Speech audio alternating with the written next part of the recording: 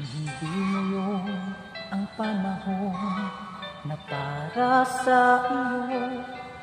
Huwag maiinip dahil ganyan ang buhay sa mundo.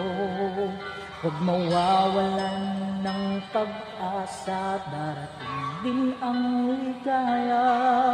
Ang isipin mo'y may bukas pa na mayroong saya.